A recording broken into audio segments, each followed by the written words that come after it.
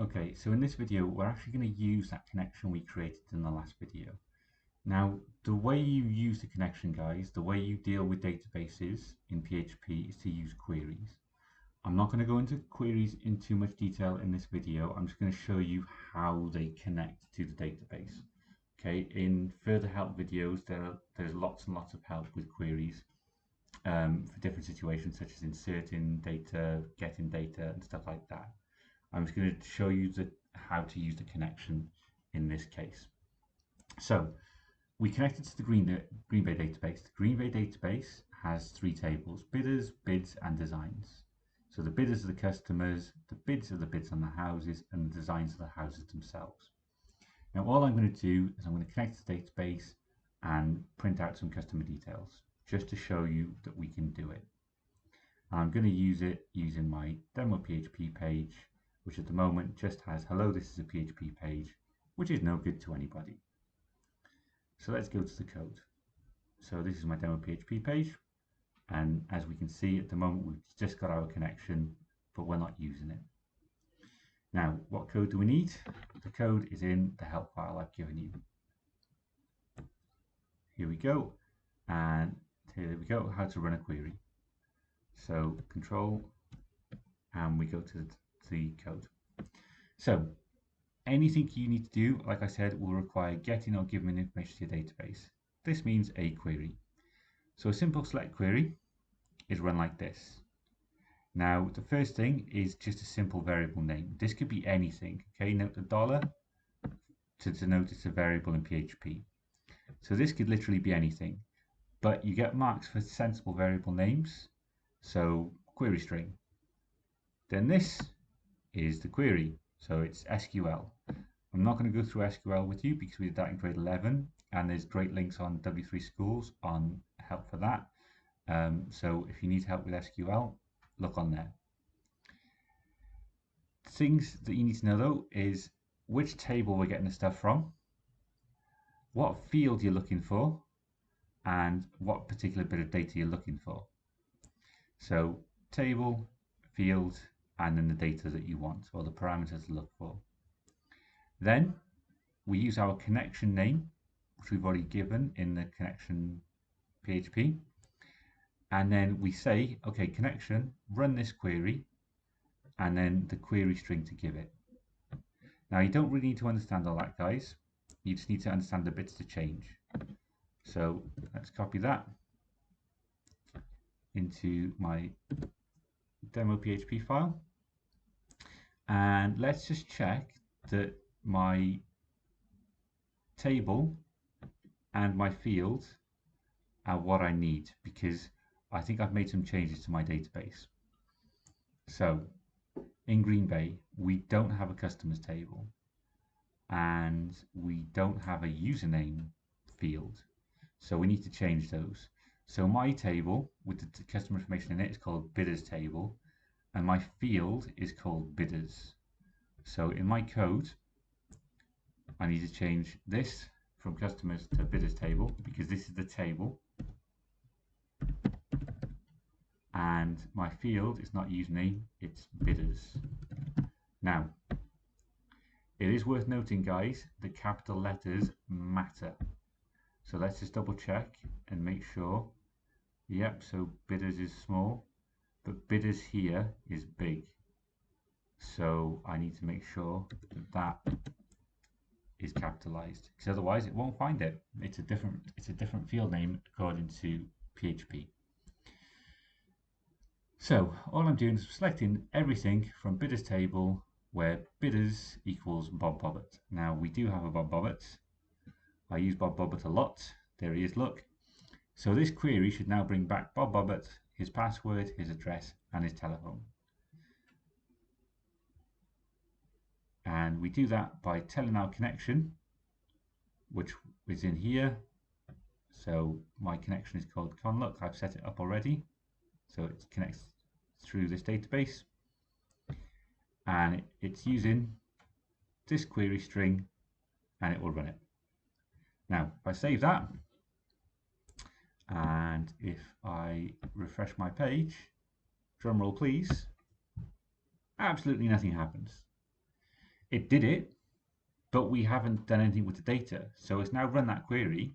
It now has that data, but we haven't told it to do anything with the data. So we know there's no problem. Now let's just to show you that there might be a problem if I hadn't spelled that correctly.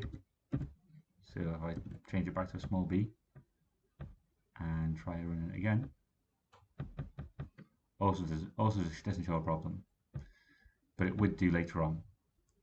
So let's put it back and let's show you how to actually display it.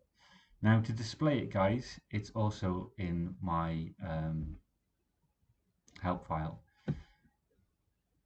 Scroll down a little bit and we need to loop through a query. Now, depending on the type of query that you run, you might get back more than one answer.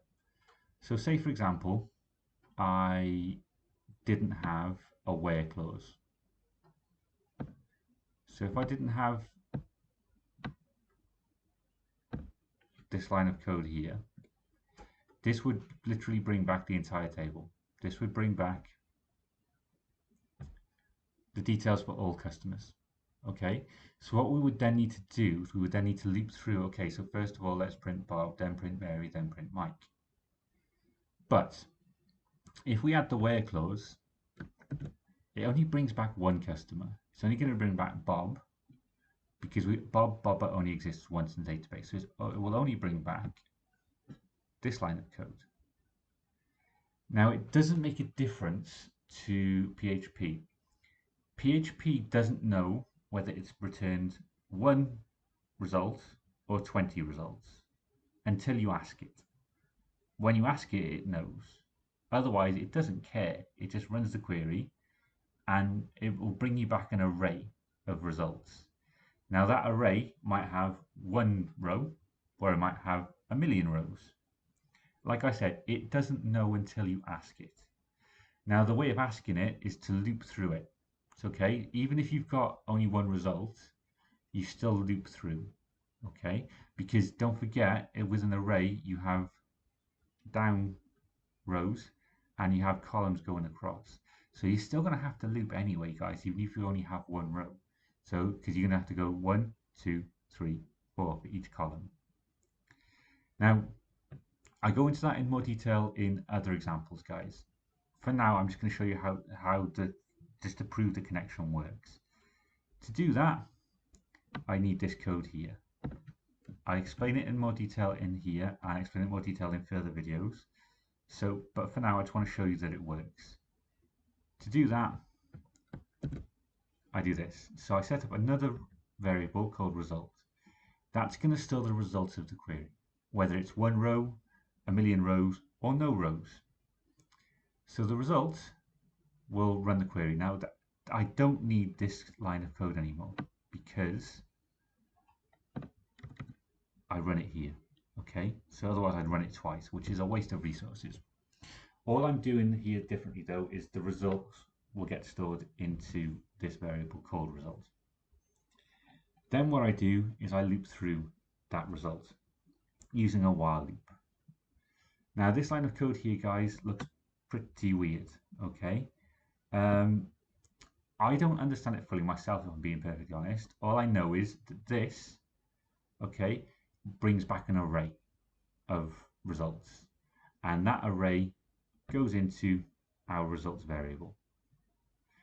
And also what I need to do is I need to make sure that the result is stored in different rows, because at the moment, like I said, it just brings back to 1 table.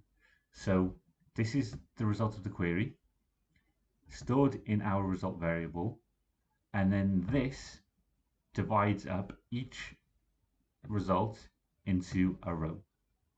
Then what I can do is I can echo out some HTML called name, and then I can then echo out the specific field that I want from that row. Okay, and I'll do that for every result, every row in our result, which at the moment is just going to be 1. Now, this is the field name. However, I don't have a field name called customer name. Okay. In my document, guys, I just use examples. You need to change it specifically for your database. So let's print out Bob's password. Let's make him really angry and make him paranoid about his data protection by printing out his password in public. So row password. Save that. Now, when I run this page, refresh this page, it should hopefully print me his password. And it has. However, it says name Bob because here, this is just text, guys. Okay, this is just some HTML that's echoing out, and I can change that to whatever I want. So Bob's password, and then if I refresh my page, there we go, Bob's password equals Bob. So Bob's now very annoyed. Just to show you that that does work for all the customers, if I take out the where clause here,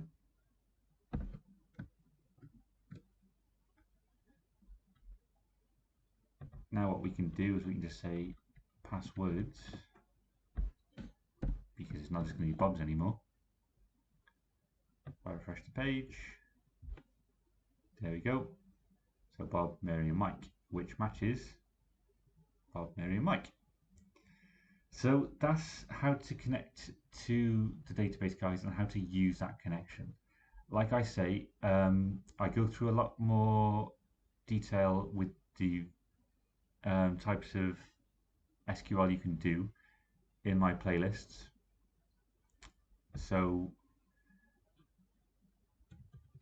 here we go, PHP help, just to quickly show you the type of things that I do. So outputting multiple results from a query, making the dynamic project page, making that pages dynamically. I use the different types of queries in here, but in a practical way. So I solve problems using queries rather than just using queries for the sake of using queries. And if there's anything that you need to do and you're not sure about, look through this document, guys. This document has pretty much everything you need to know. And again, I've done it in a kind of problem-solving way. Okay, so how to get data from PHP into HTML, how to use a table to display a query, how to insert into a database. So I've not specifically gone through, okay, here's a select query, here's an insert query, here's a update query. Those things are used within these problems or within these problems. Okay, so if you need advice, guys, I might say to you, okay, watch video template 7. It shows you how to do it in there. Even though it's in a slightly different context, okay, this is what you're going to now need to do, is you're now going to need to problem solve using other examples. Okay, so that's how to save a picture in a database. I need to save a picture here. Okay, I can use that bit of code here and use that bit of code here. That's now your job, guys. Okay, that's what you're going to get marks for, and that's where the more intelligent students will get full marks. Okay, is those who can problem solve. That's what computer science is all about. Okay, guys, as ever, if you need any help